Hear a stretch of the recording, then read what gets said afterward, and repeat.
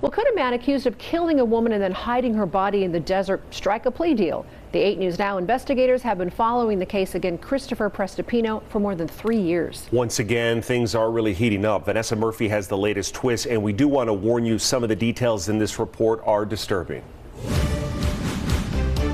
Christopher Prestopino saying he's open to a plea deal and trying to blame the murder on his former co-defendant. I'm open to negotiations, but the negotiations are giving the killer the better end of the deal. And we have proof and statements that say that she said she did it. He's accused of killing 24-year-old Esmeralda Gonzalez, putting her body in cement and then the desert in 2019. Detectives say he gave her meth at his Southwest Valley home, tied her up and strangled her, and then he and his roommate, Cassandra Garrett, injected her with pool cleaner. They originally faced the same charges, including murder. Court records show Garrett took a plea deal, remains in custody, and will be sentenced later this month. An amended indictment reveals a charge for voluntary manslaughter with use of a deadly weapon.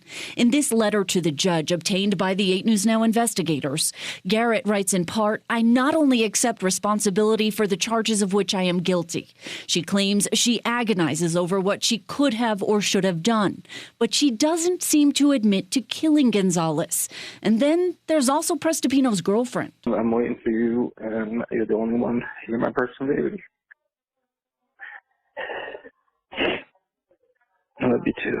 Lisa Mort pleaded guilty to accessory to murder in 2020, and she's already been released from prison. The 8 News Now investigators previously obtained phone calls while she was in jail, and Prestopino was out on bond before he failed to show up for a court date and was taken back into custody. I've been at the end of my rope.